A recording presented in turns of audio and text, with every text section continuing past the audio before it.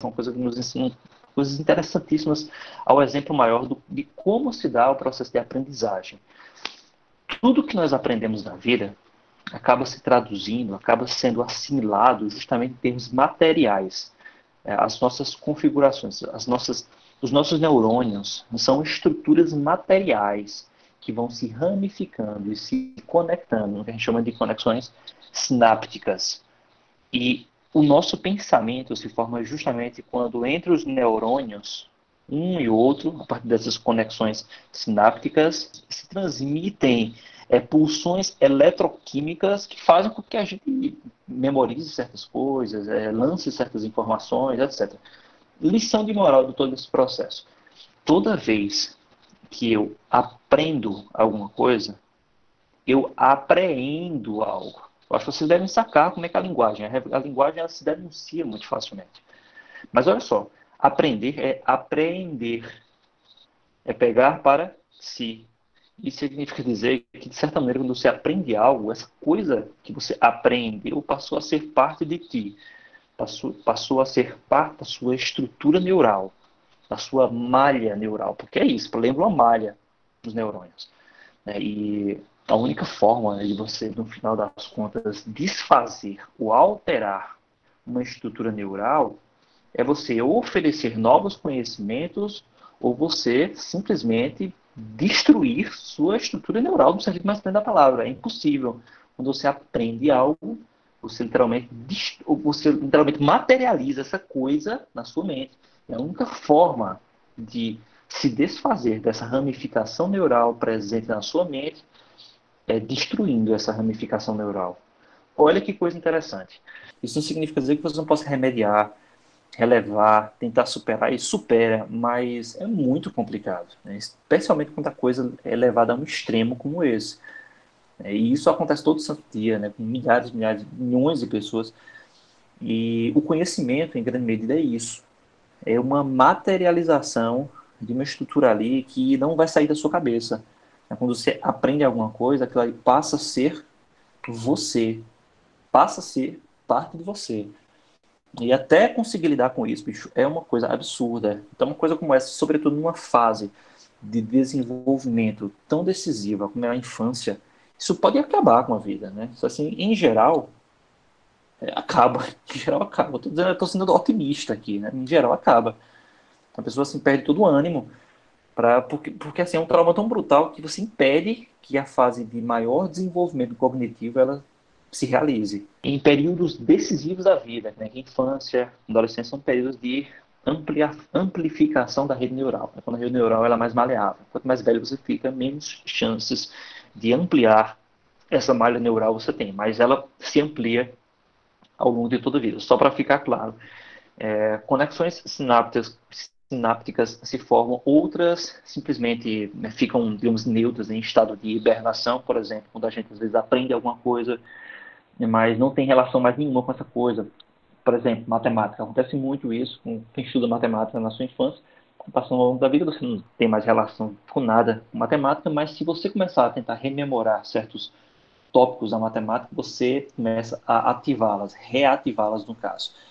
Basta nos pensar aquelas fórmulas que a gente memorizava no ensino infantil, né, no ensino básico, de forma geral, porque elas estão lá. Elas estão lá como se fossem fantasmas, né, que habitam ainda a nossa mente. A gente não lembra porque você não precisa lembrar delas, e quanto mais velhos nós ficamos e menos nos relacionamos com essas memórias, mais elas ficam neutras. É como se a gente não conseguisse ativá-las. Mas elas estão lá. Tudo que você aprende de fato. Isso aí passa a ser parte de você.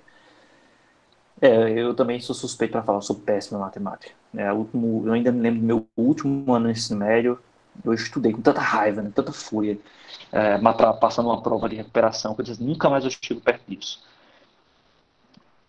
O Tassiano falou assim, né, como o abuso infantil ocorre durante o período formativo crítico, em que o cérebro está sendo fisicamente esculpido pela experiência, perfeito, o impacto do extremo do estresse pode deixar uma marca indelével em sua estrutura e função. E detalhe, né? Muitos estudiosos, eu falo porque eu tento conciliar meus estudos de neurologia com sociopatia. E é perceptível, por exemplo, que os traumas projetados, sobretudo na infância, eles podem se traduzir literalmente em sociopatia avançada, né? A pessoa pode ficar não só fria ao longo da vida, mas às vezes acabar desenvolvendo uma sociopatia evolutiva ou algo pior, né? Então, assim, ficando cruel mesmo. É uma coisa perigosa isso, beleza? Beleza. Sim, para finalizar essa discussão. Por que nós estávamos falando isso? Porque é na infância e na adolescência que, na maior parte das vezes, nós desenvolvemos esse nosso conhecimento intuitivo, esse nosso conhecimento imediato. Ele não simplesmente vem conosco, nós aprendemos. Nós aprendemos desde a infância pelas narrativas infantis, pelas fábulas, pelas historinhas, pelos desenhos animados, pelos filmes, por tudo, principalmente também pela religião como sentir, né? Como amar, como sermos amigos, como sermos cidadãos, como sermos felizes, o que devemos buscar na vida. E olha aí, como também é difícil superar muitos desses fantasmas que habitam a nossa mente. Porque tem coisas como essas que não se sustentam. Tem coisas como essas que não são reais. E o problema dessas narrativas é quando elas ficam tão rígidas que ninguém pode modificá-las qualitativamente, ampliá-las para o bem, no final das contas. Para o bem que eu digo é para que a vida seja melhor para todo mundo e não só para certas camadas que estão no topo, por assim dizer.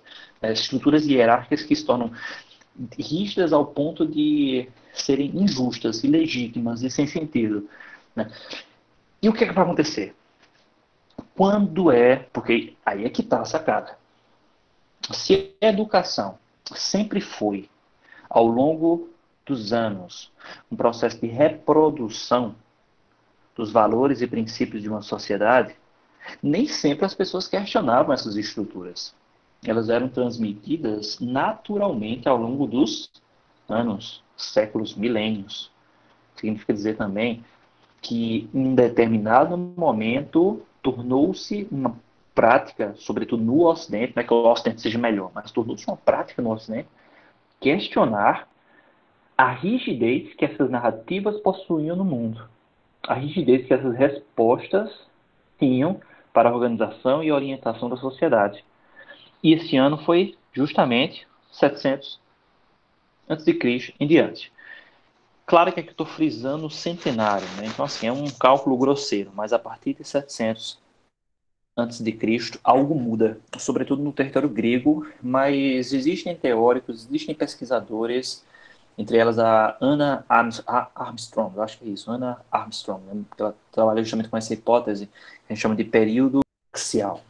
O período axial são esses séculos, né, que vão ali de 700 ao centenário de Cristo, onde em várias culturas do mundo teria surgido um estopim, não é? A eclosão, né, de pensadores e de teorias que rompiam com aquilo que já estava estabelecido nessas culturas. Podemos citar não só os filósofos na Grécia, com destaque para Sócrates, como também Buda no budismo, Mahavira no jainismo, o Lao Tse no taoísmo, entre outros tantos. Foi justamente nesse período aí, nesses séculos que intermediaram a passagem do mundo antigo para o mundo medieval, o período axial, com X. Mas o que vai acontecer? Pelo menos dentro da história da filosofia, esse é o centenário geralmente apontado como o, o, o século decisivo para a mudança, para essa guinada da permanência das narrativas míticas no mundo grego. E o que é que aconteceu? Tivemos aí dois momentos centrais. O primeiro momento com os filósofos pré-socráticos, também chamados de filósofos fisicalistas ou naturalistas, ou ainda, né, os físicos, foi quando nasceu a física, a química, entre outras ciências, matemática, tudo nasceu nesse contexto. E o que foram, ou quem foram os pré-socráticos? Nada mais que pensadores que buscaram respostas para além dos mitos. Né? A partir dos 700 a.C., começam a surgir pensadores, né, teóricos, digamos assim. Eu tinha que usar mais o termo pensador, porque eles não eram filósofos, como nós poderíamos dizer. Eles foram como cientistas primitivos. Né? Eu gosto de usar esse termo, é um termo estranho, né? Mas assim, cientista primitivo, por quê? Porque, verdade seja dita, eles não eram cientistas. A ciência, como nós a conhecemos, é um produto da modernidade, mas é impressionante como nesse período nasceram as sementes de grande parte das ciências que nós conhecemos. Entre elas a biologia. Aristóteles é considerado o primeiro grande biólogo, né? Mas assim, teve a biologia, a química, com Leucipo e Demócrito, nessas investigações que levariam à física, é tanto que física vem de physis, né? Física vem de physis, natureza, né? Uma tradução porquinha, mas assim, uma tradução operacional. Entre outros tantos, né, que buscaram respostas onde? Justamente no mito. No mito. Desculpa. Para além do mito. Peraí, por favor. Para além do mito. Eu estou ficando meio cansado, viu, gente? Chega essa hora, eu estou batendo o banzo. O que vocês estão falando aqui? Ah, quando eu fiz ensino médio não tinha filosofia alta. Assim, eu também. Eu só descobri filosofia no ensino superior. Deixa eu ver aqui quem falou. Maria falou assim: ah, você veio do EJA, né? Depois foi eliminado fora dos períodos sem professores. Ah, entendi, Maria. Também. Eu estava à noite, né, na Prata, então eu perdi muita coisa também. Então eu compartilho dessa angústia. Sou professor de filosofia, quase não dava aula. Expõe o nome desse cara aí. Denuncia o nome desse cara aí. Eu estudei filosofia e por consciência de acaso, não também era Tiago. Ih, rapaz, será que era eu? Eu tô brincando, gente. Não era eu, não. Eu sempre me falo de filosofia direitinho. Mas é isso. Isso foi o início do pensamento filosófico, beleza? Então, assim, a filosofia nasce, a princípio, como uma ciência, uma física, tanto que eles eram chamados de físicos. Mas o que acontece aqui? Olha só. Tá vendo? A partir desse cara aqui, não, os rostos não estão em ordem, viu, gente? Sócrates, Platão e Aristóteles. Platão é esse. Sócrates é o do meio, Aristóteles é esse aqui. Então vem primeiro Sócrates, que foi mestre de Platão, e Platão foi mestre de Aristóteles. Então, assim, eles foram os primeiros grandes filósofos no sentido rigoroso da palavra, beleza? Porque eles inventaram a filosofia como reflexão. Eles inventaram a filosofia como um saber que buscava o entendimento não só do mundo à sua volta, mas a filosofia como um saber que buscava o entendimento da vida na sua totalidade, inclusive da nossa própria mente. Isso, por isso a gente fala de reflexão. Reflexão porque é um reflexo, mas não um reflexo físico, mas um reflexo da própria mente, um refletir das próprias ideias. Beleza? E é por isso também que eles se distinguem desses aqui, olha só, dos pré-socráticos, porque os pré-socráticos buscavam respostas fora da realidade física, enquanto Sócrates, Platão e Aristóteles buscavam respostas na própria realidade humana, na forma como nós conheceríamos, nas nossas capacidades de entendimento. Agora, claro, só um resumozão grosseiro aqui. Sócrates é o pai da ética, ele é considerado o pai da filosofia sob diversos aspectos, por mais que ele não seja o primeiro filósofo, fica um bizuzinho aí para vocês. A verdade seja dita, o Sócrates ele era um pouco igualitarista. Ele era um cara muito simpático à igualdade, à possibilidade da igualdade entre almas e, consequentemente, a igualdade social. Platão ele já é um cara mais aristocrático e Aristóteles era um aristocrata sim, mas já dialogava com um sistema republicano. Ele já é considerado, no sentido mais pleno da palavra, o primeiro cientista da humanidade. Platão tinha uma teoria chamada o dualismo ontológico, que separava a realidade em instâncias do mundo espiritual, do mundo físico. Aristóteles já não faz isso, ele é um cientista mais rigoroso. Isso não nos importa muito, porque o que é importante destacar aqui, como herança desses pensadores para a nossa cultura, é a racionalidade. Beleza? O que é que nos importa estudar Sócrates, Platão e Aristóteles agora? Simplesmente lembrar que para esses teóricos, na sua totalidade, desde os pré-socráticos até os filósofos clássicos, Sócrates, Platão e Aristóteles, eles compreendiam que o caminho para a verdade é a racionalidade. Beleza? É tanto que eu deixei com vocês o mito da caverna, que é muito simbólico, e o mito da caverna é considerado, às vezes, um dos grandes fundamentos das teorias conspiratórias. Exatamente, das teorias conspiratórias. Porque o mito da caverna supõe que estaríamos vivendo dentro de uma caverna, que nós não compreenderíamos o que é a realidade, mas Platão, Sócrates e Aristóteles não ratificam, não confirmam isso. Para esses pensadores, a saída da caverna, a saída desse mundo de ignorância é a razão, a verdade, de que é possível atingir o conhecimento verdadeiro. Mas para isso precisaríamos aprender a usar nossa cabeça. beleza? E eles vão oferecer vários métodos, várias estratégias para que a gente aprendesse a usar essa ferramenta que é a mente. Então, o que é que vai acontecer? Olha só, nesse período que a gente chama de filosofia helenística até filosofia medieval, eu vou dar um salto de 300 antes de Cristo, beleza? A 1400 depois de Cristo, quase 1000 anos. Beleza? Estou aqui fazendo generalizações bem grosseiras, mas é muito importante a gente ter uma noção geral disso tudo. Olha só. O que acontece? A partir de 300 antes de Cristo, aconteceu algo no território grego. Foi a invasão da Grécia pelo pai de Alexandre o Grande, beleza? Pelos macedônios. Então, assim, a Grécia era um territóriozinho composto por várias cidades independentes. É como se fosse uma grande. Imagina a Paraíba. Imagina a Paraíba. E cada cidade da Paraíba é independente. Não existiria governo da Paraíba. Aí do nada vem, sei lá, o Império de São Paulo. Estou brincando aqui, né? O Império de São Paulo sai dominando todos os outros territórios, estados, e um dia domina a Paraíba. É mais ou menos isso que aconteceu. Beleza? A Grécia era um território pequeno, autônomo que, que cada cidade era como se fosse uma micronação. Atenas era uma nação, Esparta era uma nação, Tebas era uma nação, a ilha de Creta já era outra nação. Então era mais ou menos assim que funcionava. A partir de 300 vai haver essa invasão macedônica por meio do pai de Alexandre o Grande, depois Alexandre o Grande propriamente dito. Inclusive Aristóteles foi o professor de Alexandre o Grande. Isso foi determinante? Sim.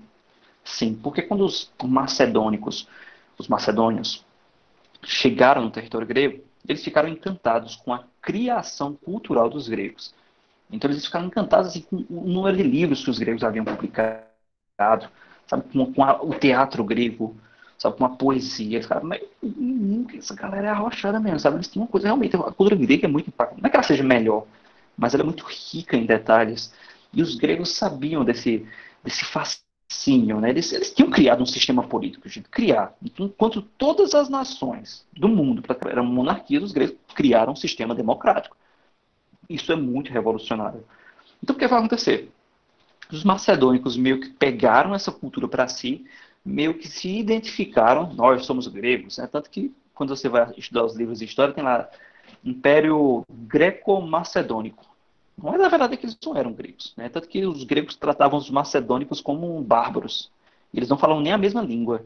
E o pai de Alexandre o Grande foi morto num assassinato movido por xenofobia. Os gregos não queriam ser dominados por bárbaros, o cara vai lá fazer um comício de vitória, o cara vai lá e esfaqueia o pai de Alexandre o Grande, e depois Alexandre o Grande se vê na necessidade de impor força sobre os gregos. E ficou por isso mesmo. Macedônia.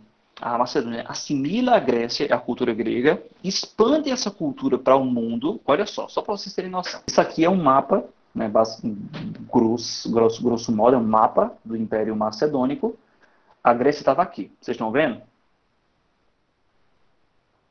Sim. Ele tinha uma obsessão por territórios, né? Olha só, a Grécia estava aqui. A Macedônia veio daqui de cima, tá vendo o nomezinho? Macedônia. E o que acontece? Eles vieram dominar a Grécia, depois iniciaram uma guerra gigante contra a Pérsia, que não era flor que se cheia, né, porque a Pérsia também já era um império grande, e numa perseguição lá contra o imperador persa, o Dario, o Alexandre saiu dominando tudo, né? Saiu dominando tudo. Então é um dos maiores impérios da história.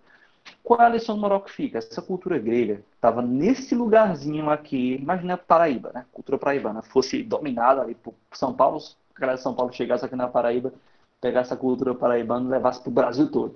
Mais ou menos isso.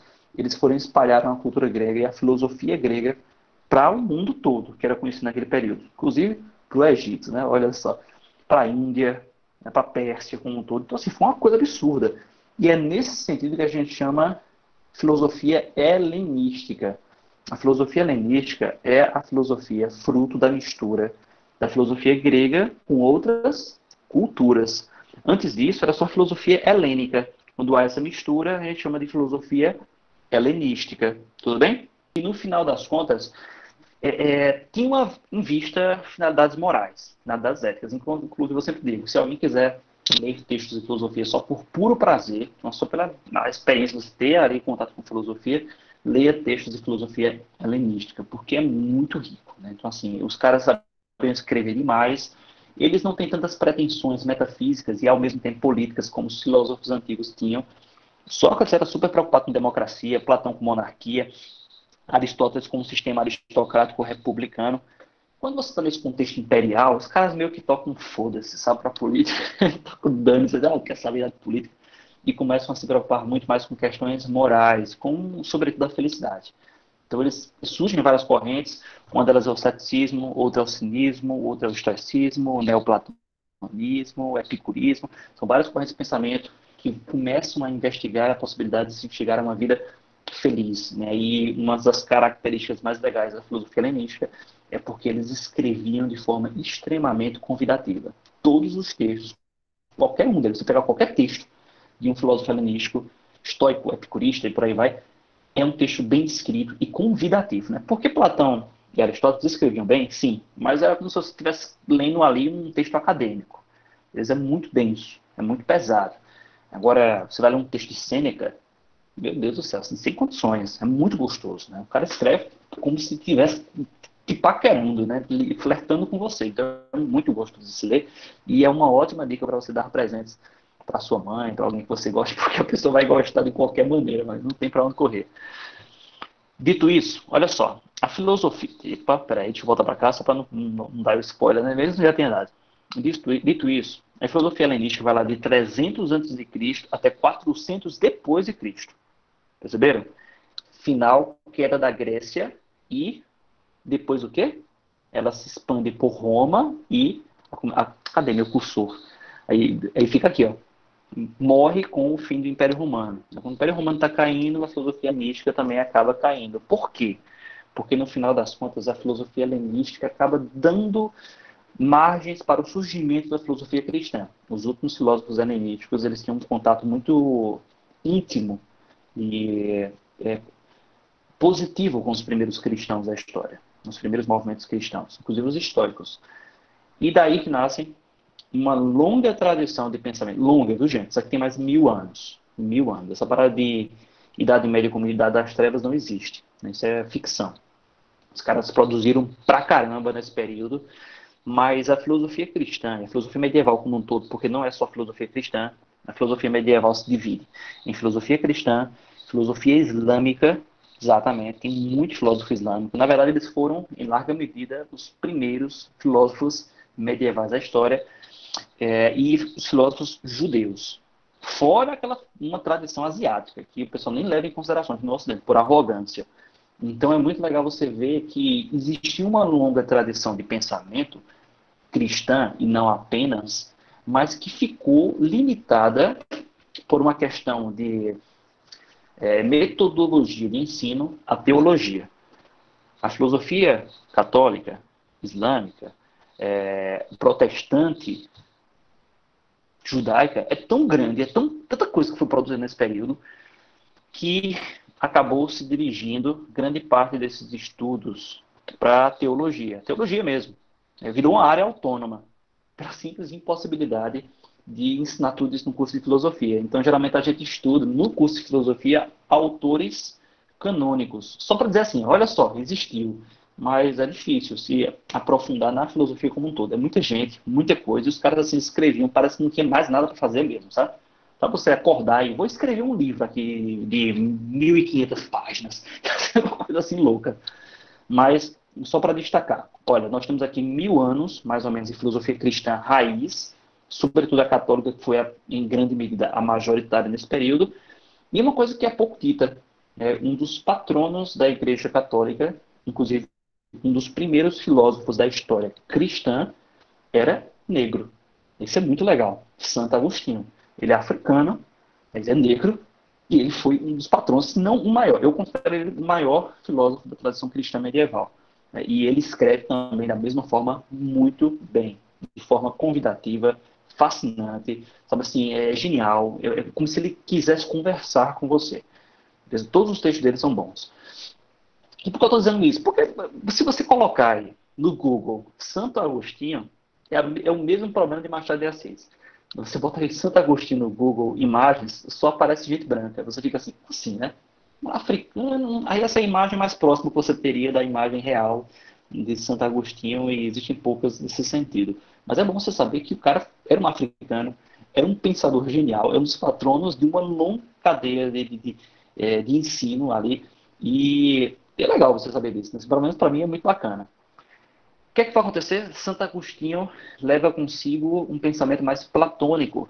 Quase 1000 anos depois, você tem São Tomás de Aquino, o italiano, que vai também ser um dos grandes expoentes, um dos picos do pensamento filosófico cristão, e, no final das contas, ele vai estar ali na Baixa Idade Média. Santo Agostinho, ele viu a queda de Roma, vai ser o primeiro grande pensador filosófico, né? Porque já existem outros pensadores cristãos, mas o filósofo dessa dimensão, não tanto.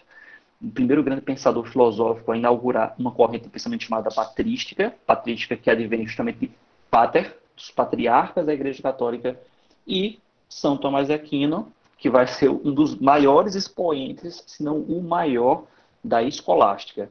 Escolástica escola vem justamente de escolástica, que é esse procedimento de ensino que a gente adotou para o nosso sistema, que é limitado sobre diversos aspectos, sim, mas ainda assim tem seus méritos. Tudo claro até aí? Uma das fórmulas que Santo Agostinho vai nos deixar é a fé acima da razão. Uma coisa que vai se manter dentro da Idade Média até o finalzinho dela. A fé tem que orientar a razão, porque é um dos temas centrais da filosofia medieval. São Tomás de Aquino vai propor já algo diferente, porque ele está na Baixa Idade Média, final da Idade Média. Qual seria a fórmula de São Tomás de Aquino? A fé e a razão têm que dialogar de igual para igual. Porque se você deixa apenas a fé ditar os rumos de uma sociedade, e ele se referia explicitamente a questões políticas, questões de saúde pública, questões de legalidade, se você deixa só a fé ditar os rumos da sociedade, vai dar merda. Não existe outra palavra, não. Vai dar merda. Claro que ele não disse com essas palavras, mas ele já dizia isso de alguma forma mais né, erudita. Não dá certo. Ele já estava vendo isso. Né? Um filósofo medieval do século XIII já entendia que a razão tem que ter papel, tem que ter autonomia em certas questões, sobretudo as sociais. Para vocês terem noção que, às vezes, um cristão medieval, ele às vezes tem mais noção de que supostos cristãos do século XXI. Ele já dizia isso, é absurdo, assim. Aqui, que o finalzinho da filosofia medieval estava ali em 1400 a.C., beleza? E até a modernidade nós temos um período de transição. Geralmente vai de 1400, passando por 1500 a 1600. Esse período de transição é o que a gente chama de renascimento. Esse período foi justamente a constatação de que muitas das crenças, dogmas e metodologias medievais não davam certo, não conseguiam sustentar e coordenar perfeitamente a vida na sociedade. São Tomás de Aquino já tinha visto isso. Quando chega aqui nesse ponto, já é o limite. E nós temos aqui alguns eventos paradigmáticos, mas que não foram simplesmente assim, ocorreram de uma hora para outra. Por exemplo, isso que nós chamamos de Revolução Copernicana, a Revolução Copernicana diz respeito justamente a um conjunto de criações científicas que vão romper com a metodologia escolástica cristã. Então eu falo aí de quem? De Nicolau Copérnico, falo de Kepler, falo de Galileu Galilei, falo de Giordano Bruno, falo de René Descartes, falo de Francis Bacon, entre outros tantos caras. Alguns deles só filósofos, outros filósofos e cientistas, outros só cientistas. Esses caras acabaram propondo um processo revolucionário dentro da cultura medieval, que é muito bem representado, olha só, pela teoria heliocêntrica. Pela teoria heliocêntrica. E olha só que absurdo, pessoal. Os cristãos medievais, como eu já falei com vocês na sala de aula, os cristãos medievais não defendiam que a Terra era plana. Beleza? Os cristãos medievais não defendiam que a Terra era plana. O que existia de polêmico nesse contexto é porque os cristãos medievais sustentavam a hipótese aristotélica de que a Terra seria o centro do universo. Então, isso vinha de Aristóteles, que a Terra era o centro do universo. Mas em nenhum momento ele sustentava a ideia de que a Terra fosse plana. Mas eles já admitiam isso, ó, séculos, de que a Terra era redonda. Temos até filósofos gregos que acabaram medindo, né, conseguiam medir o tamanho da Terra simplesmente por cálculos matemáticos. Então isso nem era muito discutido. O mito da Terra plana é um mito primitivo, só existe em culturas antigas, arcaicas mesmo. Mas isso nem era sequer discutido, para vocês verem como a gente está retrogredindo mesmo em sociedade. Se o pessoal está discutindo Terra plana, é porque a gente está dando passos atrás. Passos não é nem de milênios, não é nem é quase mais de 100 anos, 100 mil anos. Porque isso é uma parada que sociedades arcaicas defendiam. Para você ter noção. Queira ou não queira, toda a filosofia moderna, ela vai desembarcar no que a gente chama de segunda revolução copernicana. Nós temos aí, como exemplo maior, a obra de Immanuel Kant. Immanuel Kant é o maior autor da modernidade e é um marco na filosofia moderna. Porque ele vai fundar a noção de subjetividade. Basicamente é isso. Ele vai mostrar que, assim, estou fazendo um resumo grosseiro mais uma vez, o Kant vai mostrar que é impossível sabermos o que o mundo é na sua totalidade. Acho que o que a gente pode fazer é estabelecer pontes entre pessoas, estabelecermos conexões, porque nossas limitações cognitivas, sensitivas, perceptivas já nos impedem de sabermos o que é o mundo na sua totalidade. Mas nós podemos sim compartilhar dados a partir das nossas limitações. Lembrando que o Kant é um filósofo protestante, ele era evangélico, se eu fosse dizer a verdade, sim, ele é evangélico. E ele vai fazer uma segunda revolução. Por quê? Porque se na primeira revolução copernicana o que houve foi uma retirada da figura da Terra como sendo o centro do universo, o que é que simbolizou? Que a teologia e a Igreja Católica deixavam de estar no centro da sociedade. A segunda revolução copernicana passou a simbolizar o homem deixar de sua arrogância, de suas pretensões místicas, sem sentido, e deixar a razão coordenar a sociedade. Então, assim, da mesma forma que o Sol passou a habitar o centro do universo, a segunda revolução copernicana significava justamente a razão habitar o centro da sociedade, da história.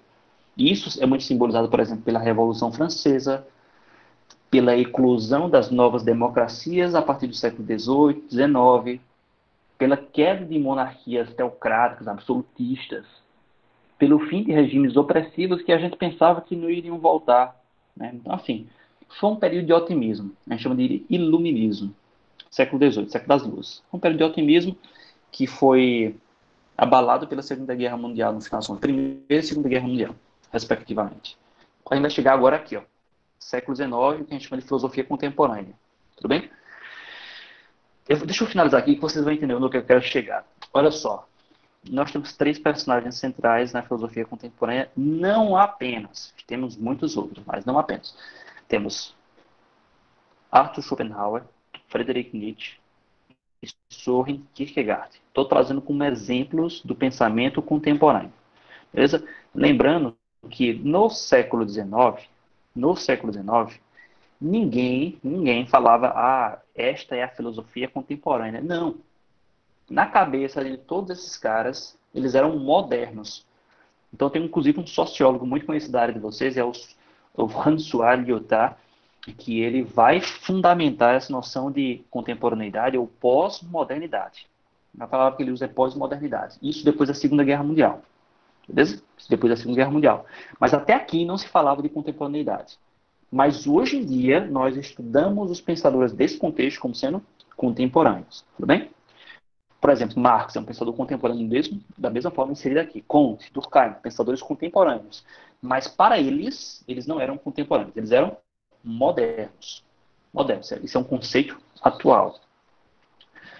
Mas vejamos, olha só, a partir de Schopenhauer, a noção de vontade de vida, Friedrich Nietzsche, a noção de vontade de poder e o perspectivismo da força, e Soren Kierkegaard, com a singularidade da fé. Inclusive, por aqui você tem um cara bastante cético, mas que dialogava com filosofias orientais, asiáticas, um ateu, convicto, admitido, assumido, se não o maior ateu de toda a história, no sentido mais representativo da palavra, que inclusive muitos consideram o pai do satanismo como movimento filosófico, que é o Nietzsche, e Kierkegaard, um religioso protestante declarado, e que curiosamente tem alguns vínculos filosóficos com Nietzsche, mas que tomam um caminho totalmente distinto da fé. Nós tivemos a fundamentação do relativismo. Exatamente. Com Nietzsche, Schopenhauer e Kierkegaard, nós tivemos a fundamentação do relativismo. Eles não criaram, mas eles conseguiam ler seu tempo e perceberam que a partir desse contexto, tudo era muito relativo. As pessoas basicamente buscam justificar suas próprias crenças. E eles já viam muito bem isso. O Schopenhauer vai dizer que a vida nada mais faz do que tentar consumir ou obter aquilo que ela não tem. Nietzsche vai dizer que a vida é um processo de amplificação de poder, injustificado, sem sentido, mas que isso é próprio a todos os seres vivos. E o Kierkegaard vai dizer que a vida é vazia, mas é por isso que nós deveríamos buscar na fé uma forma de remediar esse vazio. Mas a fé que ele vai distinguir aqui, caracterizar, e que vai tanto marcar sua obra, é uma fé singular, individualista, existencialista. Ele é considerado o pai do existencialismo por causa disso. A fé, portanto, é indizível, indescritível. Ok. E a partir daí a gente chega nada da pós-verdade. Eita. Por quê, gente? Olha só, olha o percurso que nós fizemos. Eu vou até tirar daqui. Porque depois a gente volta para esse ponto. Beleza? Olha o percurso que nós fizemos. Olha só. Qual é a grande sacada desses pensadores? Do mundo antigo, da filosofia clássica, até a filosofia contemporânea, nós tivemos uma aposta em um projeto racionalista de que a racionalidade, a ciência, aquilo que a gente chama de episteme, palavra grega para a ciência, poderia se contrapor à ignorância, à agnosis, à falta de conhecimento. Isso é o que a gente chama de ética intelectualista, a ética socrática, muito bem representada nesse livro aqui. Representada, que é justamente o que? A defesa de Sócrates, do julgamento de Sócrates. Sócrates inventou esse projeto que fundamenta o nosso sistema escolar. Nós educamos na esperança, no intuito de que as pessoas se tornem melhores, de que as pessoas não incorram nos mesmos erros, de que elas possam trilhar caminhos coerentes, racionais, que possam nos levar a um lugar melhor. Quando a gente vai passando ao longo da história da filosofia, passa pela filosofia helenística, passa pela filosofia medieval, passa pela filosofia moderna e chega na contemporaneidade, o que há é literalmente uma filosofia mais pessimista, por mais que propunha algo, quando a gente vai ver com os fenomenólogos, os existencialistas do século XX, os pós-estruturalistas, a gente vê que são filosofias que propõem algo, mas que são bastante pessimistas em relação àquilo que o ser humano pode fazer. Porque, no geral, as pessoas buscam justificar seus delírios, aquilo que elas já querem. E cada vez mais a gente mergulha nisso. É o que a gente chama de pós-verdade. Inclusive, aquela live que a gente tinha se reunido para debater, né, que falava sobre negacionismo científico e revisionismo histórico, tocava justamente nisso aí. E como esses movimentos anticientíficos, eles, na verdade, só traduzem essa busca do ser humano de justificar aquilo que ele já acredita, por mais que aquilo que ele já acredita nem sempre seja real. Isso é muito perigoso. Estamos num momento assim realmente muito tenso. E nesse ponto eu sou crítico, né? Por exemplo, eu passei a minha vida toda estudando Nietzsche, mas eu sou muito crítico a Nietzsche nesse sentido, porque se você resume o trabalho do esclarecimento, o nosso trabalho como pesquisadores, porque nós somos pesquisadores, você é pesquisador, você não é estudante. Não, se nós resumimos o nosso trabalho a uma simples, torpe e fugaz tentativa de esclarecer que não serve para nada, morreu. A gente vai só trilhar o caminho do obscurantismo, o caminho da tragédia. E parece que estamos trilhando esse caminho. Né? Parece que estamos trilhando esse caminho. Se vai ser possível remediar, não sei. Mas a filosofia ela sempre dialogou com a possibilidade de que a gente pudesse melhorar, nos salvar, no final das contas, mediante a assimilação do conhecimento, mediante a ampliação da nossa capacidade de esclarecimento. E não há nada que a gente não possa fazer, não há nada que a gente possa fazer a não ser tentar apostar no esclarecimento. Se não for isso, é a guerra. Se não for isso, é a destruição. Se não for isso, é a carnificina. E é por isso que a gente tem que tentar apostar no esclarecimento. Quer dizer, é uma aposta falida? Não sei. Nietzsche é bastante cético em relação a isso. Schopenhauer é mais ainda. Kierkegaard, ele é bem individualista, é bem subjetivista. Ele acredita que a fé ela pode orientar, mas essa fé para ele é bem subjetivista e a gente sabe muito bem como a fé subjetivista ela tem, o que ela tem feito com a sociedade. Né? A gente está falando sobre esses exemplos, mas exatamente, a tese 11, perfeito. Então, é isso, assim, é uma coisa muito complexa, né? Muito complexa. Por exemplo, Marx é um pensador contemporâneo, mas que é bem mais otimista em relação às possibilidades de se propor algo novo em um contexto mais de viés político. Ele já via como essas ideologias elas encobriam a realidade tal qual ela é. Mas é isso, gente. Assim, eu sei que isso não é muito empolgante, por assim dizer, mas a gente vai tentar fazer uma retrospectiva. A partir da próxima semana a gente já fala com maior propriedade de Sócrates, principalmente assim, tomando esse recorte como o foco do nosso trabalho.